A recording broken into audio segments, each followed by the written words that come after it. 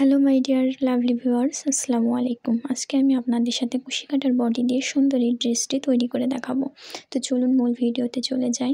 আমি এখানে কুশি কাটার বডি নিয়েছি 22 ইঞ্চির এবং লং নিয়েছি আমি 9 ইঞ্চি।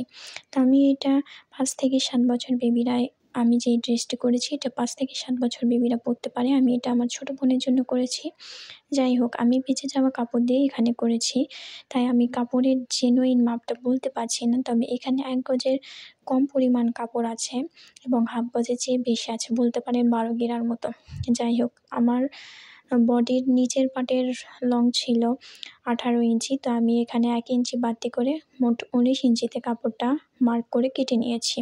এবং আমি ড্রেসে অবশ্যই চেইন লাগাবো, যার কারণে আমি এখানে যেহেতু এটা কুশি কাটার বডি, তাই আমি বাড়তি কাপড় লাগাবো এখানে। যার কারণে আমি ম্যাজেন্টার কালারের কাপড় আমি 1 ইঞ্চি করে বডির মাপ অনুযায়ী কেটে নিয়েছি এবং এই যে ভাঁজ করে আমি বডির সাথে জয়েন করে দেব।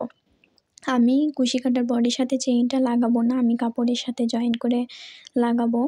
যার কারণে আমি এক্সট্রা করে বডির সাথে কাপড় জয়েন করে দিয়েছি। এতে করে চেইনটা লাগালে সুন্দর লাগবে এবং মানে দেখতেও ভালো লাগবে এবং চেইনটাও সুন্দরভাবে অ্যাটাচড হয়ে থাকবে।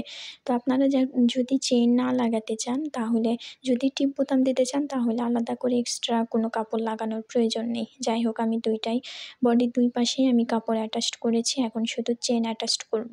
তো অবশ্যই চেইনটা আমি কাপড়ের সাথে অ্যাটাচড করব, বডির সাথে নয়। আমি যেই কাপড়টা এখানে অ্যাটাচড করে নিয়েছি, আমি তার সাথে চেইনের উপরের অংশ অবশ্যই এভাবে ফোল্ড করে দিবেন অপর পাশে। এরপর এই যে এইভাবে কাপড়টা উপরে চেইনের উপরে রেখে এইভাবে সেলাই করে দিবেন।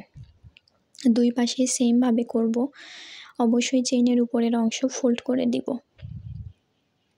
তো এই যে আমি চেইন লাগানোর পরে আমি বডিতে আমি কুচিও দিয়ে নিয়েছি। আমি সেই ভিডিও ক্লিপটা আপনাদের সাথে শেয়ার করতে পারিনি। তো আমি এরপর নিচের অংশে এইভাবে 1 ইঞ্চি পরিমাণ আমি এভাবে মুড়িয়ে কাপড়টাকে জয়েন করে দিচ্ছি, এখানে দেখতে পাচ্ছেন। তো যাই হোক, আজকের মতো এই পর্যন্ত, এখানেই বিদায় নিচ্ছি।